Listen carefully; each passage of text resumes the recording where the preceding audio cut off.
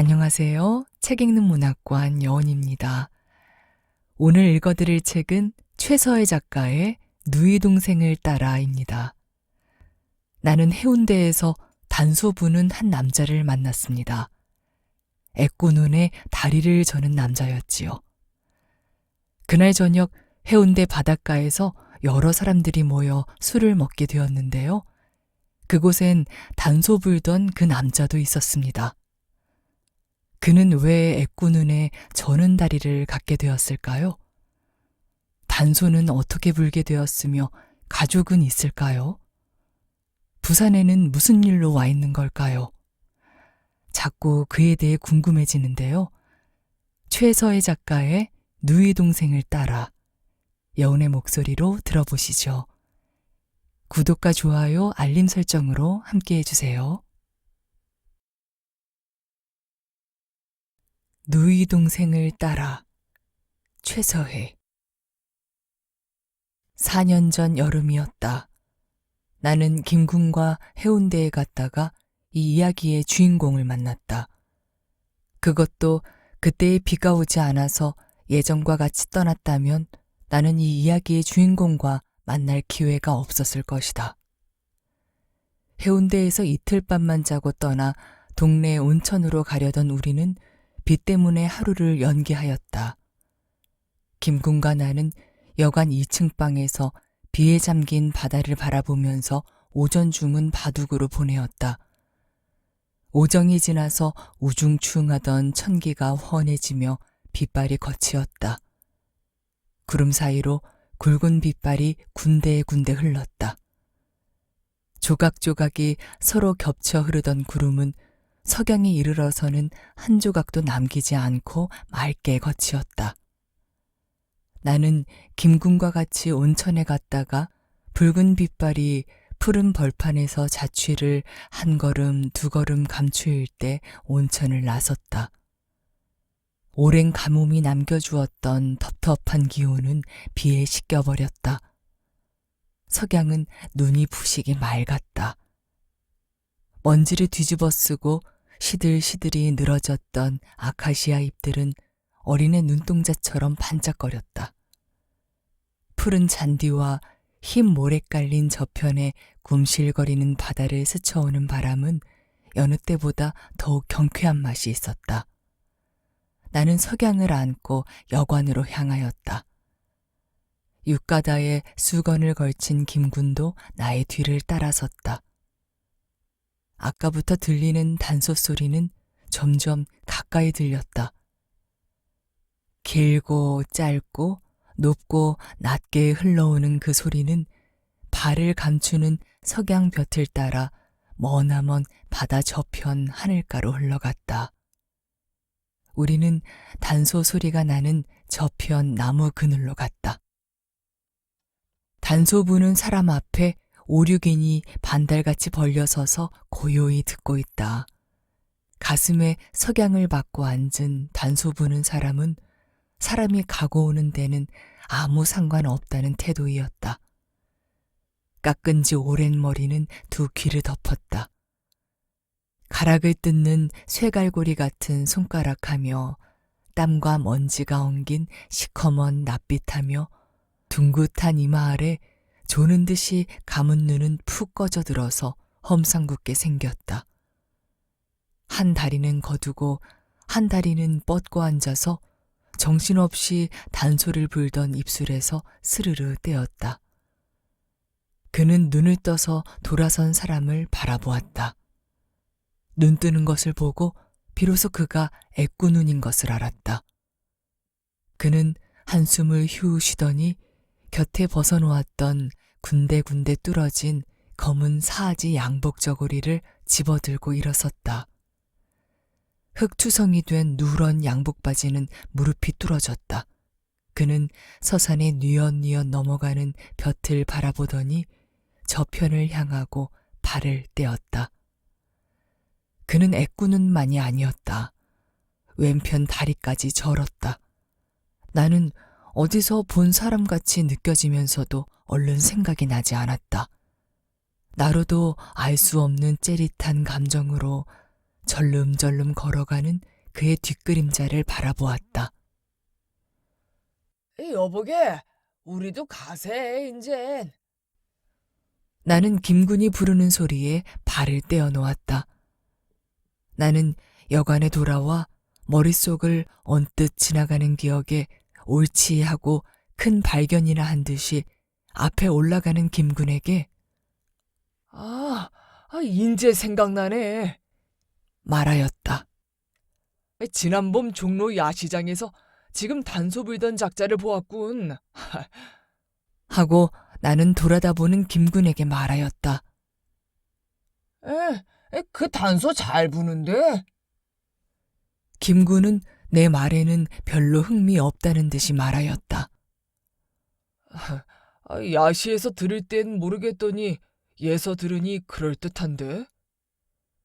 나는 난간에 서서 석영이 잠긴 아른한 먼 바다를 바라보면서 말하였다. 저녁 뒤에 김군은 달빛을 본다고 전등을 껐다.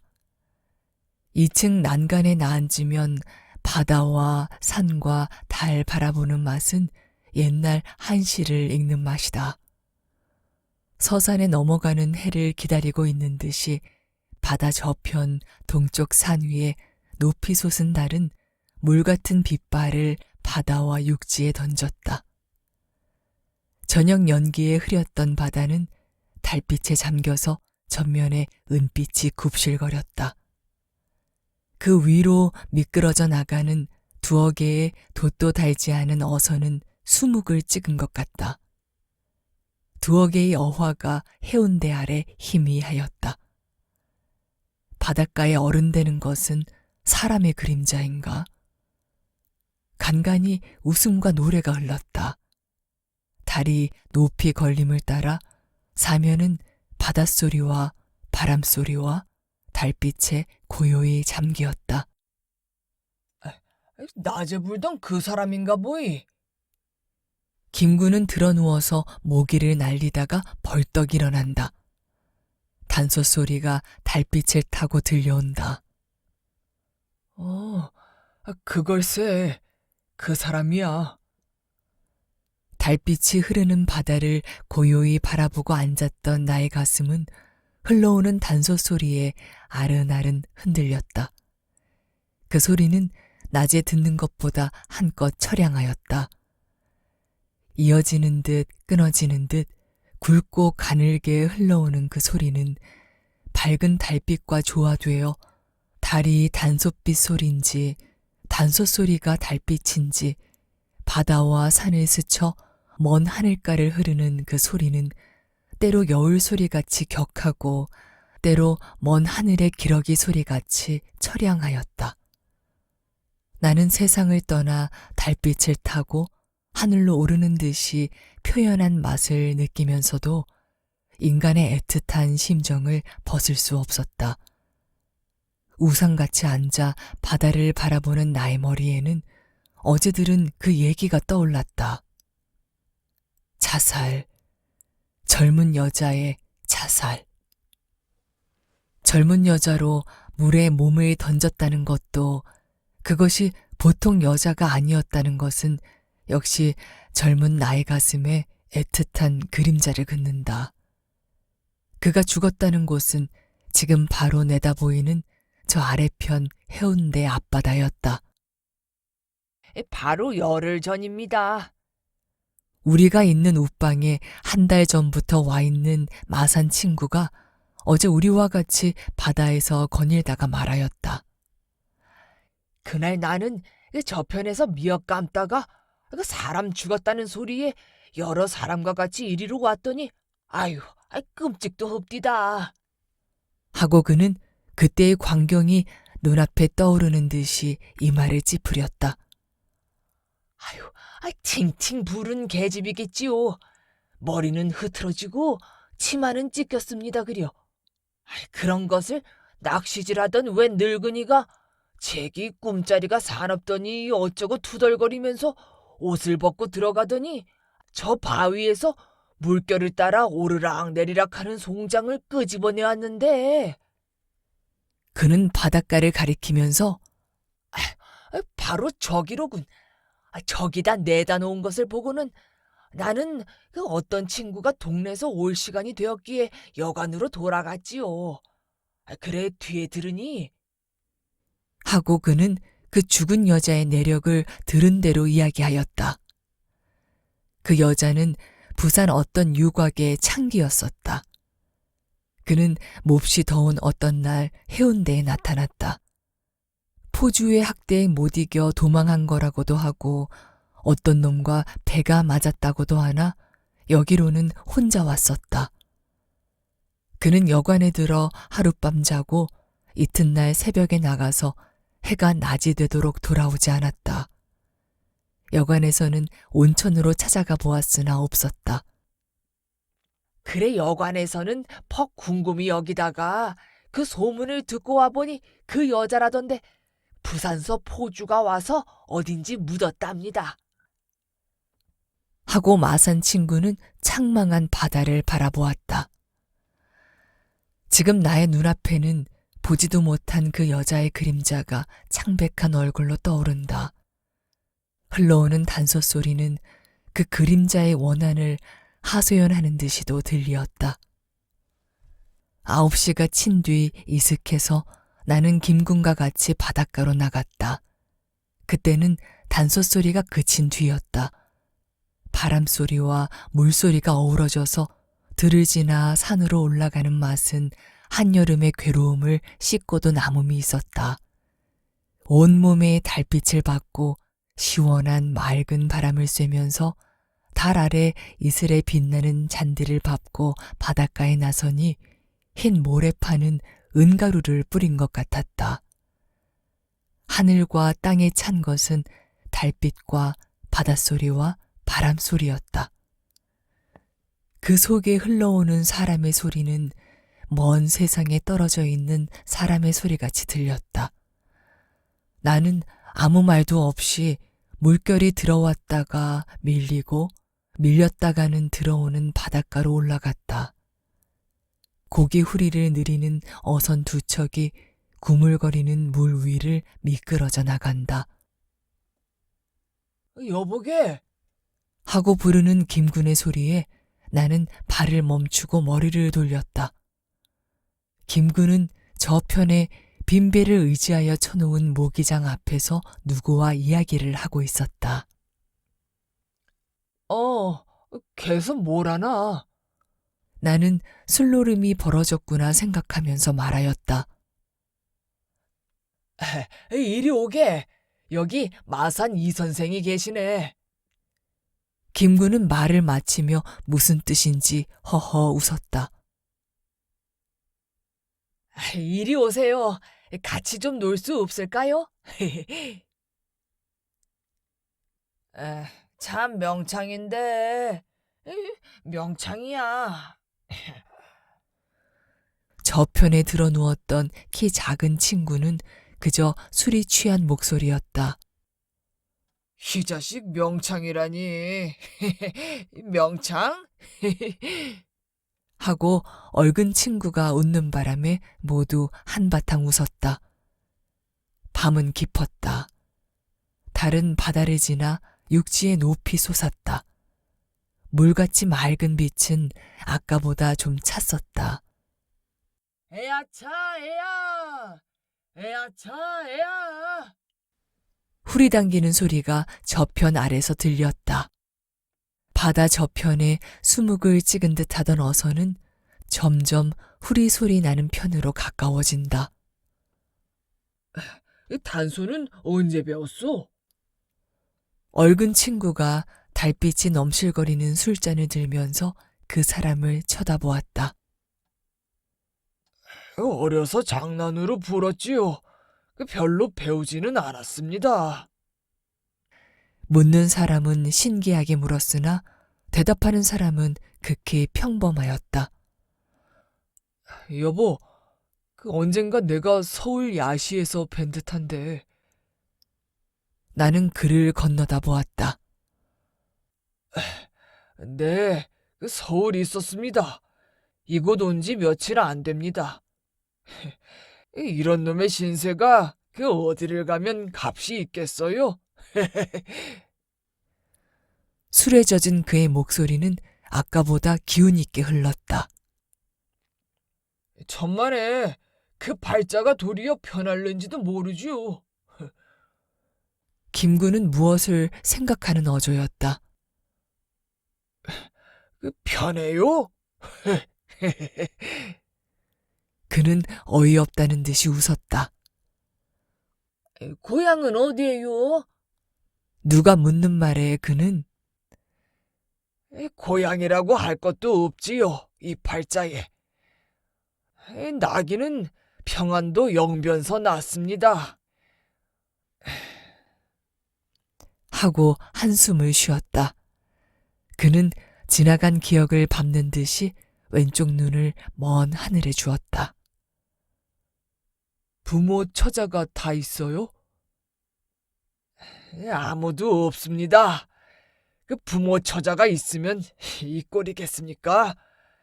벌써 송장된 지 오랜 사람이지만. 그는 무슨 말을 하려다 말고 코를 벌룩이며 웃음으로 말끝을 막았다. 여러 사람은 약속이나 한 듯이 그 사람의 얼굴만 쳐다보았다. 잠깐 침묵이 흘렀다. 달빛은 더욱 밝았다. 후리당기는 소리가 들려왔다. 술이 한숨백 지나갔다. 우리는 어찌어찌 하다가 단소 불던 사람의 내력을 그에게 들었다. 그는 술 한 잔을 마시고 안주를 집으면서 말씀 안 돼야 변변치도 못한 것입니다. 하고 눈가에 그윽한 웃음을 띄었다. 여러 사람은 두툼하고 검푸른 그의 입술만 쳐다보았다. 사람의 일생이란 생각할수록 맹랑하지요. 나도 병신되기 전에는 지금에다 되었겠습니까마는 이 꼴이 된 뒤부터는 그래도 죽지 않고 살아있으니 어찌 생각하면 더럽지요. 그는 탄식 비슷이 뉘었다. 그 탄식은 무슨 천리나 머금은 듯이 구수하게 들렸다. 그런 거지요. 죽으려면 발이 목숨만도 못하지만 끌면 쇠심 같은 것이 목숨이지요. 김군 맞은편에 앉았던 얼근 친구가 맞장구를 쳤다.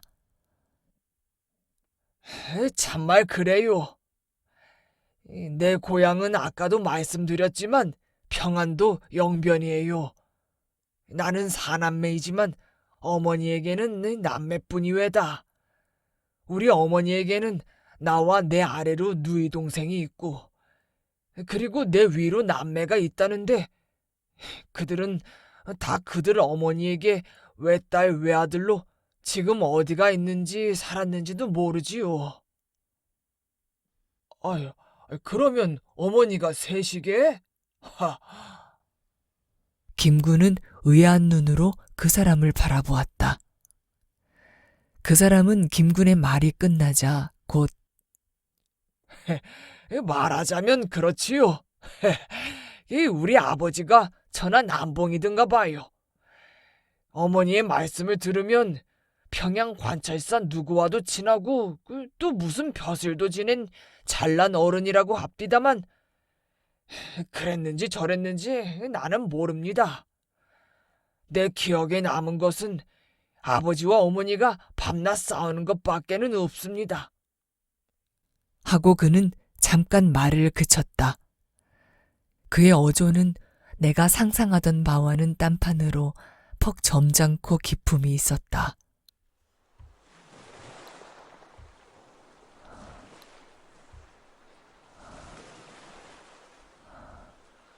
내가 11살 때에 어머니가 돌아가셨습니다. 그때 내 누이 동생은 6살이었지요. 본디 우리 아버지는 전라도 사람으로 영변 갔다가 우리 어머니와 만나서 우리 오누이를 낳았는데 전실에서 낳은 아들이 전라도 어딘가 있다고 들었습니다. 그리고 전라도서 떠나 송도가 계시던 때에 또 어떤 기생에게서 딸 하나를 낳았답니다. 그러다가 영변까지 불려가서 우리 어머니와 만난 것이 그럭저럭 세상이 이렇게 되고 더 뛸 길은 없고 하여 그대로 주저앉아서 장사를 하였습니다. 그려. 하고 그는 혼잣말 하는 것이 싱거운 듯이 말을 끊었다가 자, 술이나 잡수시면서 하는 마산 친구의 말을 따라 술을 마시고 말을 이었다. 어머니가 돌아가시니 기가 막힙디다. 어린 마음에도 그때 어머니는 43이고 아버지는 62이었는데 아버지는 그때에도 첩을 얻어가지고 말하자면 우리 어머니도 첩이지만 딴살림을 하면서 며칠에 한 번씩 집에 오셔서는 이건 왜 이 모양이냐, 저건 왜 저 모양이냐, 집에는 밥귀신들만 모였느냐 하시고 길을 못 펴게 야단을 쳤습니다. 그러면 우리 오누인 호랑이나 만난 듯이 큰 숨도 못 쉬고 어머니는 괜히 집에 들면 야단이야, 그년이 그러라고 시킵디까 하고 싸움을 시작하였습니다. 그렇게 아버지가 돌아나가시면 집안은 폭풍우가 지나간 뒤같이 어수선하였습니다. 그러나 아버지가 돌아나가신 뒤면 이리 오너라, 괜찮다, 빌어먹을 년놈, 어린 것들까지 길을 못 펴게 하시면서 나와 골짝골짝 우는 누이 동생 용녀를 달래었습니다. 지금도 그러시는 어머니의 얼굴이 보이는 것 같습니다. 그러므로 우리는 아버지의 애정이라고는 요만큼도 없습니다. 어머니 생각은 지금도 가슴에 그득하지만 그는 한숨을 쉬었다. 잠깐 흐르는 침묵 속을 사람의 소리가 지나갔다. 때가 지내보니 아버지가 야단만 치시고 성가시게 구니까 미흡기만 해. 마산 친구가 동감이라는 듯이 말하였다. 그래, 우리 형님이 망발이로군. 그것 버릇 좀 가르쳐야. 얼굴 기름한 사람이 마산 친구 보고 농을 치다가 웃는 바람에 모두 따라 웃었다. 이놈의 버릇없는 놈 같으니라고. 하고 마산 친구가 웃음을 내는데 아이, 그 입들 좀 닥쳐라. 인두루다 짖어야겠다. 하고 얼른 친구가 제지하면서 벙긋하였다. 주거니 받거니 하는 여러 사람의 말에 입을 닫혔던 그는 다시 입을 열었다. 그러던 집안에서 우리 오누이가 하늘인가 땅인가 믿던 어머니가 돌아가셨으니 우리 꼴이야 더 말할 것도 없지요. 어머니가 그렇게 병환으로 근 한 달이나 누워 계셔도 아버지는 잘 들어오시지 않았습니다. 간혹 오시더라도 화만 내시고 나가버렸습니다. 그때 김덕대라고 금점에 돌아다니던 늙은이가 우리 아버지와 친하였는데 그이가 아버지를 못 견디게 졸라서 의사도 부르고 약도 썼습니다. 그리고 이웃에 사는 이모가 항상 와서 밥을 지어주었습니다. 지금도 잊혀지지 않습니다마는 어느 날 어머니가 냉면이 잡수고 싶다고 하시기에 돈은 없고 어쩝니까? 김덕대를 찾아갔더니 그 영감도 없겠지요. 죽어봐, 죽으랴? 어린 가슴에 결심하고 아버지 전방으로 찾아갔습니다. 그때까지도 가게라고 버리기는 하였으나 속이 빈 때였더랍니다. 전방으로 찾아가니 아버지는 안 계시고 서모가 저편 방에서 나오시면서 왜 왔니 하기에 나는 머뭇머뭇하다가 그냥 돌쳐서려다가 저리로 올라오시는 아버지를 만났습니다. 어째 왔니? 응? 아버지는 벌써 눈살이 꼿꼿하셔서 나를 보십니다. 나는 기가 질려서 머뭇머뭇하다가 겨우 말을 끄집어냈습니다. 냉면? 알아되질 지경에 냉면? 하시면서 아유, 가라. 보기 싫다. 하시기에 그만 돌쳐섰습니다. 어떻게 분한지 돌아서서 눈물을 씻고 집으로 돌아갔습니다. 해골만 남은 어머니가 나를 보시더니 네가 왜 울었니? 하고 끌어올라오는 가래를 억제하십디다. 나는 어머니를 보니 더욱 서러워서 아무 대답도 하지 않고 흑흑 느껴 울었습니다. 어머니는 괴롭게 지내시다가도 정신만 좀 차리시면 내가 죽으면 너희들을 누가... 하시고는 목이 메어서 더 말씀을 못 하셨습니다. 돌아가시는 때에도 용녀야, 순남아. 모기 소리만큼 뇌이셨습니다. 그의 목소리는 아까보다 격하였다. 그는 목이 메이는지 침을 삼키고 한숨을 쉬면서 달을 쳐다보았다. 달빛이 이상히 빛나는 그의 왼쪽 눈은 눈물이 스르르 젖었다. 그는 다시 말을 이었다. 그러던 어머니가 돌아가신 뒤에 우리 오누이는 아버지에게 끌려서 거리에 있는 서모의 집으로 갔었습니다. 우리가 살던 집은 그 뒤 일본 사람이 들어 있었습니다. 서모의 집으로 간 날부터 우리 오누이는 서름이었습니다. 생하자도 부모요, 양하자도 부모라고 나로서 서모의 말씀을 하는 것은 불효막심한 일이지만 그때 그 서모는 참말 지독하였지요. 그는 강계 기생이었는데 그때 나이 33인가 되었으나 퍽 젊게 보였습니다. 그의 독살이 오른 눈과 안으로 오근 이빨은 지금도 눈앞에 보이는 것 같습니다. 우리 오누이는 편히 앉아보지도 못하고 배불리 못 먹었습니다. 오늘 장에 갔다 오너라. 그 사내 자식이 밥만 처지르지 말고 일도 해야지. 나이 11살의 적골이냐? 아버지가 하루는 들어오시더니 부엌에서 솔기비를 떼기 좋게 자귀로 찢고 있는 나에게 편지를 주십디다. 장에 가서 황주사를 찾아 전하고 주는 것이 있을 터이니 가지고 오너라. 하시기에 나는 서모가 주시는 찬밥을 먹고 떠났습니다. 그때가 지금으로 치는 9시는 되었겠습니다. 모 장은 30리였습니다. 두루마기도 없이 떼국이 흐르는 엷은 옷을 입고 나섰더니 눈 위에 스쳐오는 바람은 살을 에이는 것 같았습니다. 어머니가 계셨으면 나는 겨울이면 바지 저고리에 솜을 퉁퉁 놓고도 두루마기까지 지어주시던 어머니 생각을 하고 눈물을 흘렸습니다. 나는 눈길에 찬바람을 쐬이면서 울었습니다. 오정이 지나서 모 장에 이르러 그 사람에게 찾아가 그 편지를 주었습니다. 응, 알았다. 춘대 욕봤다. 배가 고프겠구나. 그는 나를 방으로 불러들이더니 국수 장국을 사다 줍디다.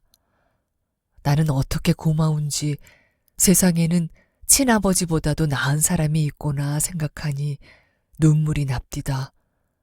그리고 국수를 먹으려니까 늘 배를 줄이는 누이 동생의 그림자가 눈앞에 선해서 목에 넘어가지 않았습니다.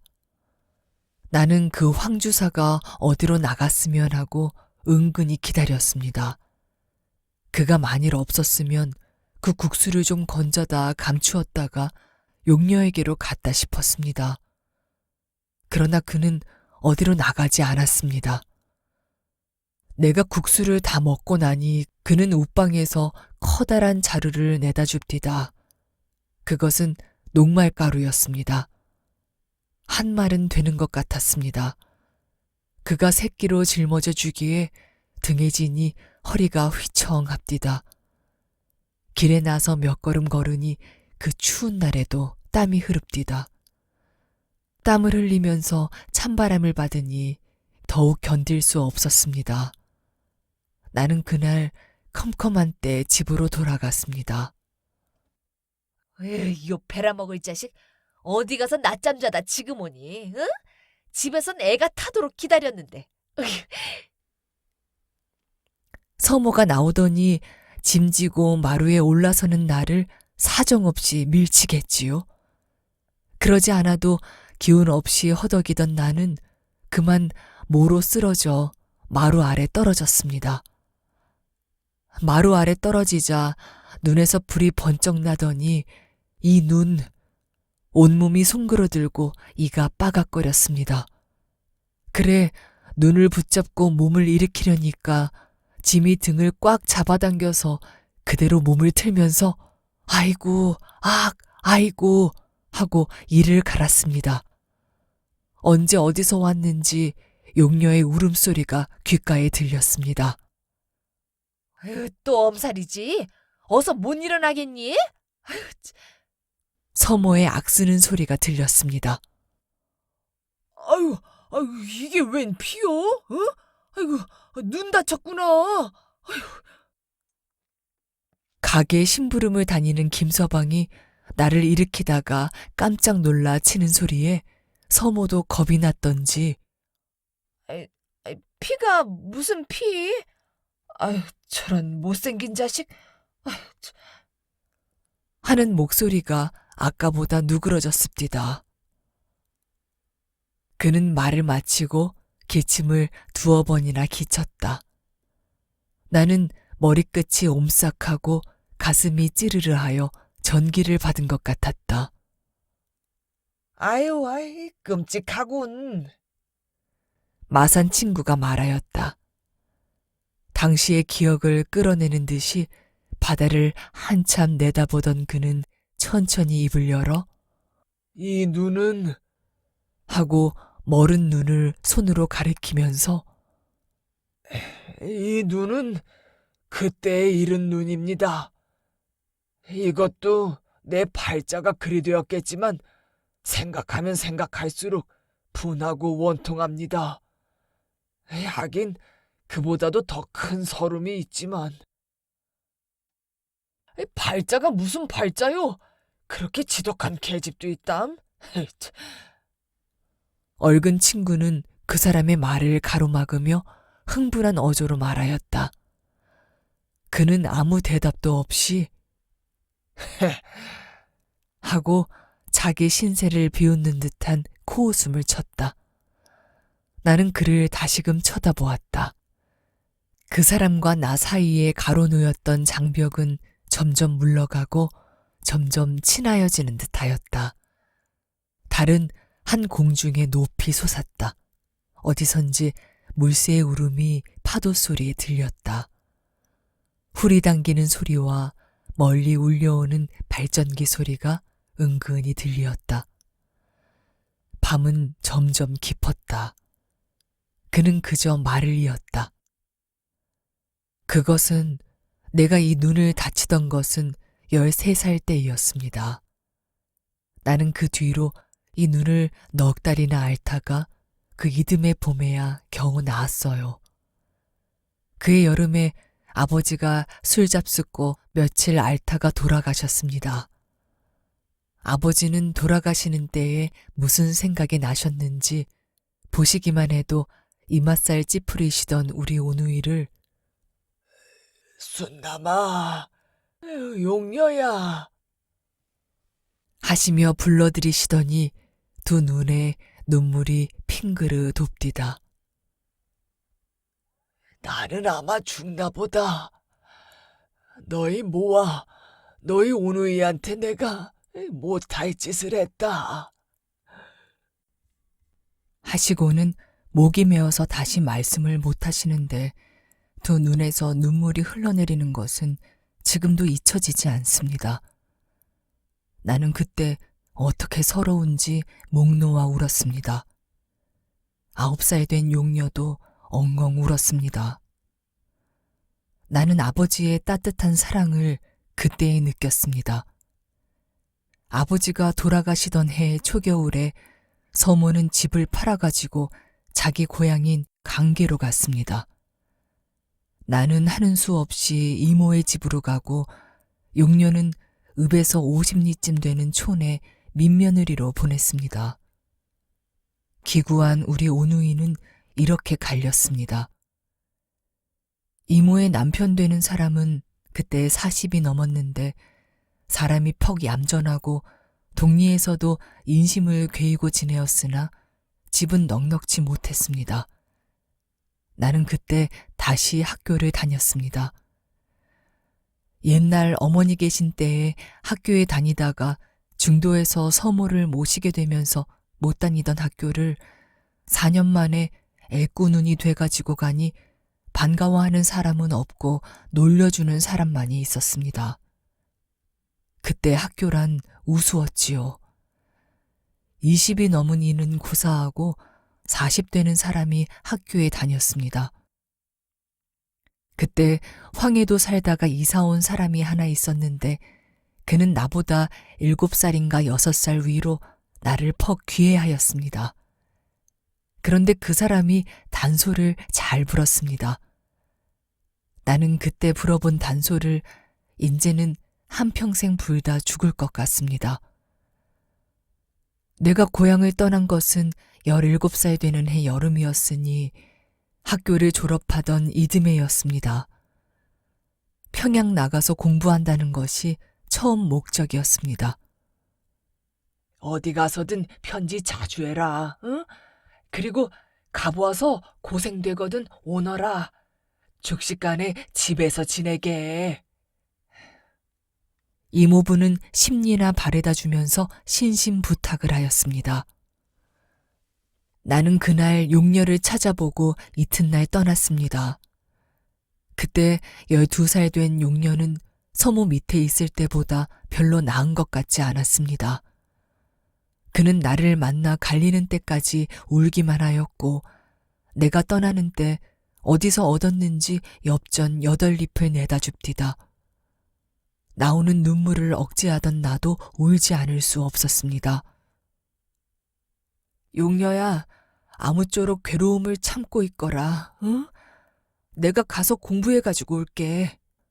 하고 우리는 갈렸습니다.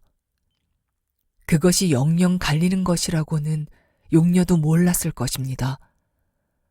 평양으로 나갔으나 이런 놈의 신세에 무엇이 변변이 되겠습니까? 더구나 애꾸눈이 되고 보니 병신이라고 누가 돌아보지도 않았습니다. 하는 수 없이 어떤 국수집 심부름꾼으로 들어갔습니다. 그것도 객주집에서 친한 친구가 소개하여서 들어가게 되었지요. 그럭저럭 그 해도 지나고 그 이듬해도 지나갔습니다. 3년 되던 해에 나는 평양을 떠났습니다. 다시 영변을 들러서 이모 댁과 용녀를 찾아본다는 것이 바빠서 그렇게 못 되었습니다. 어떤 친구가 진남포의 벌이가 좋다고 끄는 바람에 솔깃하여 진남포로 나갔습니다. 그러나 진남포에 가서 나는 재미를 못 보았습니다. 다만 국수집 한 모퉁이를 차지하였을 때보다 좀 넓은 세상, 분주한 세상을 하나 더 보았습니다. 전남포서 겨울을 지나 이듬해 목포로 내려갔습니다. 목포 가서 1년 동안은 비교적 편히 지냈습니다. 어떤 운송부에서 짐을 취급하였는데 그때 주인 되는 일본 사람이 처음에는 가다매상 하기에 어떻게 골이 나는지 2번 화를 냈더니 그는 허허 웃고 맙디다. 그런데 이상한 것은 그는 내가 화낸 것도 개의치 않는다는 듯이 얼마 뒤부터는 나를 퍽 신임하였습니다. 무슨 일이 있어도 박서방, 박서방하고 어디 기묘한 심부름이 있어도 박서방, 박서방하고 나를 찾았습니다. 나도 그 사람이 시키는 일은 성심껏 하였습니다. 나는 목포에서 1년을 지내고 이듬해에 그 운송점의 지점 일을 맡아가지고 원산으로 갔다가 다시 곤경에 들었습니다. 그것은 그때 그 운송점 본점 주인이 갈린 탓도 있었습니다만 내가 어떤 색시한테 반해서 마음이 들뜨게 된 탓이었습니다. 나는 운송점을 나온 뒤에 한산 인부로 투족하였습니다. 낮이면 괴롭게 일하다가도 저녁에 돌아와서 젊은 아내를 대하는 기쁨은 참 하고는 그는 말하기가 못하다는 듯이 웃었다. 그 맛 꿀보다 더 좋지. 마산 친구가 웃는 바람에 모두 흥흥 하고 웃었다. 그러나 그 색시와도 오래 못 살았습니다. 그는 술 장사하던 계집이었는데 꽤 이뻤지요. 하고 그는 번긋하더니 한산 인부로 지낼 때의 생활은 운송점에 있을 때보다도 형편없었습니다. 그 계집이 나를 배반한 것은 그 까닭도 되겠지만 또 생각하면 누가 이 꼴에 좋다겠습니까? 하고 그는 좌중을 돌아보며 웃었다. 우리들도 웃었다. 한공중에 떴던 달은 서쪽으로 기울었다. 나는 아까보다 좀 찬 기운을 느끼었다.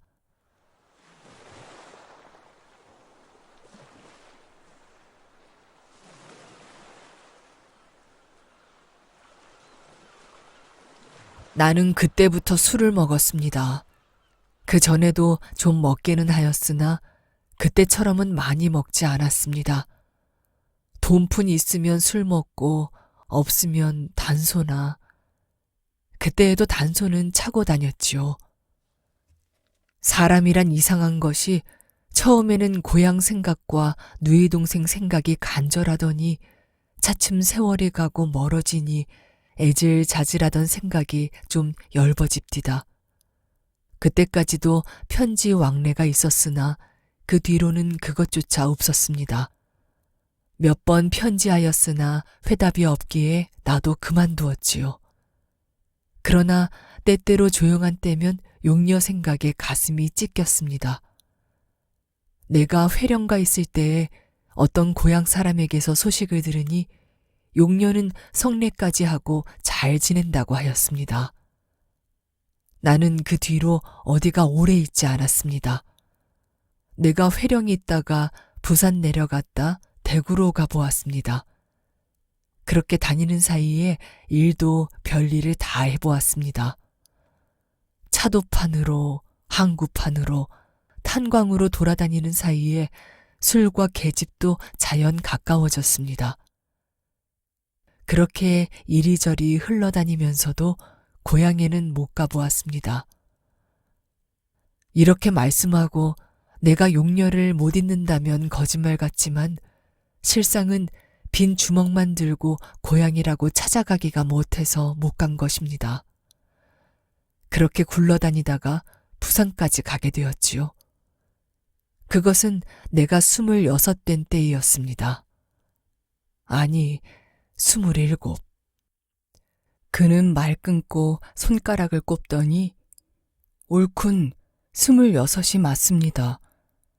그때 여름에 청진서 벌이가 없으니 항구판에서 같이 일하던 친구들과 나와 셋이 주인 집에 밥값도 못 갚고 떠나서 부산으로 갔었지요. 그의 여름은 어떻게 더웠는지 참말 몹시도 더웠습니다. 처음 그리로 가기는 여림창 뗏목일이 좋다고 해서 갔으나 그에 따라 어떻게 가물던지 물이 불어야 때도 몰지요. 그런데 때에는 모두 경험이 없는 작자들이니까 떼청에서 받아주지 않습디다. 그래 하는 수 없이 감자밭, 조밭, 김도 메고 꼴도 베어다 주면서 밥을 얻어먹고 그해 여름은 그럭저럭 지냈습니다. 도끼 톱을 들고 산에 가서는 몇 알음씩 되는 나무를 찍어 넘어뜨렸습니다. 그 크나큰 나무가 우지직하고 쾅 쓰러지는 때면 좁은 골이 떠는가는 것 같습니다. 도끼질과 톱질에 괴롭던 마음도 큰 나무가 벼락같이 쓰러지는 것을 보면 유쾌하기 그지없습니다. 그렇게 쓰러진 나무를 다시 도끼와 톱으로 자르고 가지를 쳐서 산 아래로 내리칩니다. 나무와 나무가 빼곡한 사이 눈길에 두 장을 대어서 머리를 돌려놓으면 그 큰 나무통이 내리 쓸리는 것은 무어라 할 수 없지요. 그렇게 나무를 넘어뜨릴 때나 골에 내리칠 때에 아차 잘못하면 몸이 가루가 되지요. 하고 그는 뻗치고 앉은 다리를 내려다보면서 이 다리도 그렇게 상한 것입니다 말하였다. 좌중의 눈은 그 사람의 얼굴에서 다리로 옮겼다. 나는 알 수 없이 온몸에 소름이 끼쳤다. 넘어가는 나무와 내리질리는 나무통이 눈앞에 보이는 것 같았다. 하루는 그는 천천히 입을 열었다. 도끼를 들고 산으로 올라갔습니다. 어쩐 일인지 그날 아침에는 몸이 찌긋찌긋하고 어젯밤 뒤숭숭하던 꿈자리가 생각나 하루 쉴까 하고 망설이다가 그날이 삭전주는 간존날이니까 말하자면 돈 욕심이 나서 일터로 나갔습니다. 그렇지 않아도 돈은 주지만 간조하는 날 안 가면 감독 녀석의 잔소리가 더욱 심하니까 나갔던 것입니다. 둘째 번 나무를 베어서 다듬어 놓고 두 장을 내다가 쓸리는 나무통에 치어 넘어졌습니다. 큰일 났다 하는 사람의 고함 소리가 귓가에 들리자마자 나는 그만 정신을 잃었습니다. 나무가 이만저만할 새 내려가는 것을 잡지 그렇게 큰 나무는 내리 쓸리게 되면 항우 같은 장서라도 걷잡지 못할 것입니다. 나는 얼마 뒤에 정신을 차리니까 후끈후끈한 방에 누웠는데 여보, 정신 차리게. 어떤가? 하고 같이 일하던 친구가 모여 앉았다가 묻습디다. 나는 처음에는 어리둥절한 것이 어떤 줄을 몰랐었으나 차츰 이 다리가 저리고 무겁고 가슴팔 할 것 없이 아프지 않은 데가 없었습니다.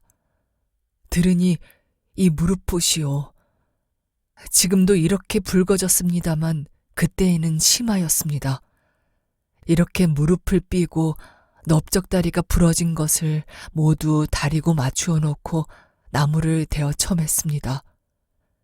그때 서서방이란 강원도 친구는 그 즉석에서 머리가 부서지고 갈빗대가 부러져 죽었습니다. 그만하기 하늘이 도왔지. 친구들은 나의 목숨 붙은 것만 다행이라고 이렇게 말하였습니다. 그러나 병신되고 살아갈 것을 생각하니 기가 막힙디다. 그러나 하는 수 없었습니다. 나는 여러 달을 자리에서 일어나지 못하였습니다. 나를 낳은 아버지까지 돌보지 않는 세상에서 그와 같은 친구의 도움을 받는 때 나는 무어라 할 수 없었습니다. 나는 그 뒤로 친구의 고마움을 느꼈고 한 번 사귄 친구는 소홀히 여기지 않았습니다. 이듬해 봄부터는 막대를 짚고 걸어 다니게 되었으나 이 다리를 가지고 무슨 일을 하겠습니까? 평생이 배운 재주라고는 막벌이밖에 없는데 그것을 못하게 되니 굶는 수밖에 무슨 수가 있겠습니까? 나는 얼마 동안 더 조심을 하다가 친구들이 한 푼, 두 푼 모아주는 돈을 받아가지고 고향에나 가지 하고 떠났습니다. 말은 좋게 고향으로 간다고 하였으나 돈 한 푼 없이 더구나 병신까지 되어가지고 무슨 면목의 고향으로 갑니까? 청진으로 배 타러 나가다가 중로에서 길을 변경하였지요. 별로 정처도 없이 떠나 촌촌이 들러 밤을 지내었습니다. 늦은 봄이라 길에 나서면 몸이 누그라지는 듯하고 어떤 촌집에 찾아들면 저녁을 먹고 봉당에 나앉아 황혼빛에 잠긴 산과 들을 바라보면 무어라 할 수 없는 애틋한 생각에 가슴이 찢겼습니다. 나는 가슴에 서린 정을 단소로 하소연하였습니다. 단소 소리가 나면 온 동네가 모여들어서 들었습니다.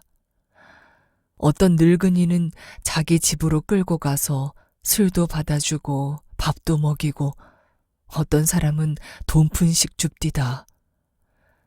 처음에는 사양하였으나 차츰 궁하니까 사양하던 마음은 딴판으로 돈 주기를 원하였습니다. 그때부터 나는 단소로 밥을 먹었고 밥이 떨어지면 단소를 불었지요. 나로 생각해도 내 소위가 더럽기 측량 없습니다. 하고 그는 한숨을 쉬었다. 산천은 고금동이요 인심은 조석변이라는 말과 같이 알지 못할 것은 사람의 마음인 줄 압니다. 몸이 성하고 주먹이 든든해서 어디를 가나 두려울 것이 없을 때에는 고향 생각이 나고 용녀 생각이 나도 빈 주먹에 어찌 가랴 하여 어느 때든지 돈 벌어가지고 하고 어느 때든지 돈 벌 날이 있으리라는 것을 믿었으나 이렇게 병신된 뒤로는 그런 희망은 끊어졌습니다. 인제야 언제 돈 벌어가지고 하는 생각이 앞서서 용녀와 이모 생각을 하다가도 혼자 탄식하였습니다. 그리고 이렇게 병신이 되어서 어디를 가든지 별로 돌보는 사람도 없게 되니까 더욱 고적하고 옛날에 어머니와 이모 내외와 용녀가 생각납디다. 작년, 아니 재작년이었습니다. 나는 어찌어찌 영변 근방까지 갔다가 부끄러움을 무릅쓰고 영변 읍으로 들어갔습니다. 그러니 고향을 떠난 지 13해 만에 고향 땅을 밟게 되었지요. 옛날 면목이 있으면서도 생소한 것이 마치 꿈에 본 산총 같았습니다. 길에서 옛날 면목이 있는 사람을 만났으나 나는 그의 눈에 띄는 것이 싫어서 슬슬 피하여 갔습니다.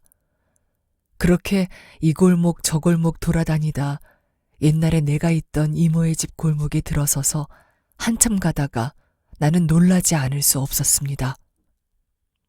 이모의 오막살이가 있어야 할 터에는 커다란 기와집이 놓였겠지요.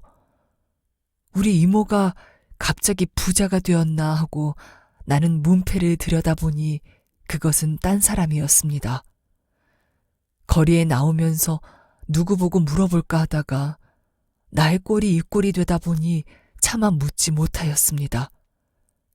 그러나 그저 돌아서기는 너무도 섭섭하여 어떻게 찾노 하고 계책을 생각하다가 저편으로 점점 가까이 오는 사람을 보고 놀라지 않을 수 없었습니다.